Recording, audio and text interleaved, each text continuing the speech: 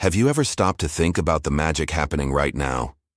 The fact that you're watching me, from potentially halfway across the world, all through a network we can't even see? This is the story of the Internet, a journey from a top-secret military experiment to the very fabric of our modern lives. It's a tale of brilliant minds, bold ideas, and a revolution that connected us all. Let's rewind the clock to the 1960s, a time of Cold War tension. The U.S. military was worried.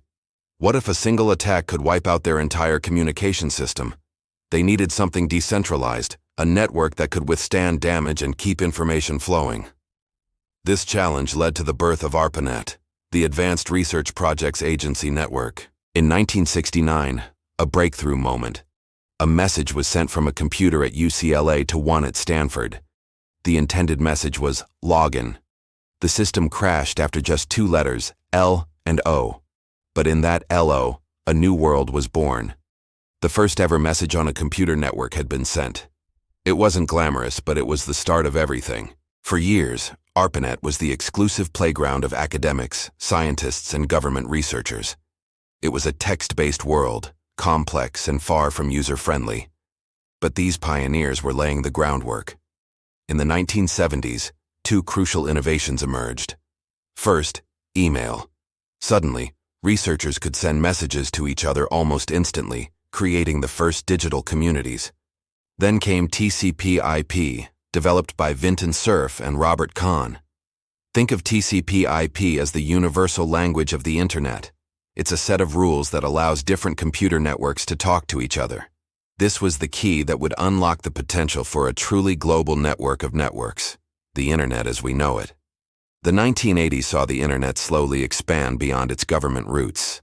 Universities and research institutions began connecting their own local networks, but it was still a niche world.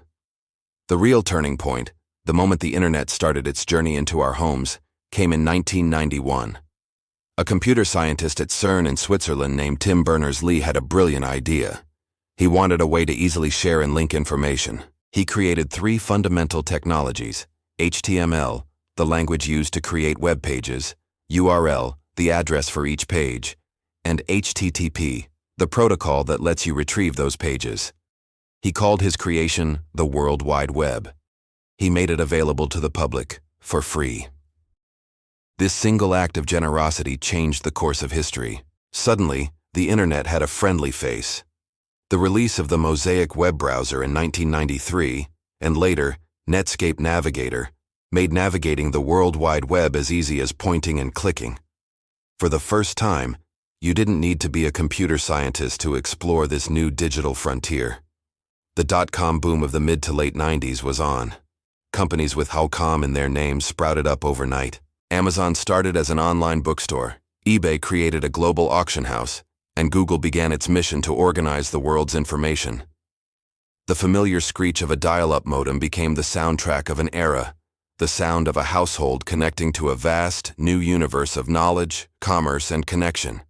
The 2000s brought the next seismic shift, Web 2.0. The Internet transformed from a place where we mostly consumed information to a platform where we created and shared it. Blogging gave everyone a voice. Wikipedia democratized knowledge.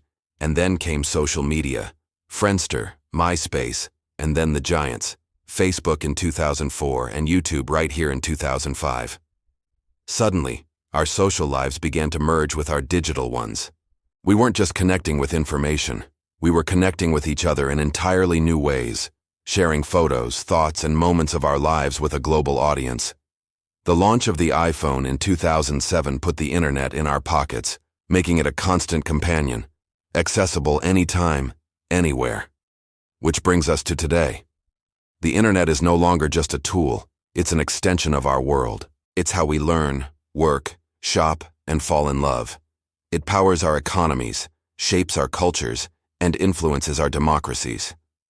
From streaming movies and ordering groceries, to attending virtual classes and building global businesses, its impact is immeasurable. Billions of us are connected, sharing ideas and experiences in a way previous generations could only dream of. The Internet has given rise to the creator economy, the gig economy, and movements for social change that have spanned the globe in a matter of hours. Of course, This incredible connectivity comes with its own set of challenges. We grapple with issues of misinformation, privacy concerns, the digital divide, and the impact of social media on our mental well-being. The story of the internet is still being written, and it's up to all of us to help shape its next chapter, to ensure it remains a force for good, for connection, and for human progress. From a simple LO sent across a lab to the intricate global network that underpins our modern society, the internet's journey is a testament to human ingenuity and our fundamental desire to connect. It's a revolution that's happening right now, every second of every day. Thank you so much for joining me on this journey through the history of the internet. If you found this interesting, please hit that like button and consider subscribing for more stories about the technology that shapes our world. I'd love to hear your thoughts in the comments below. What was your first experience with the internet? Until next time, stay curious.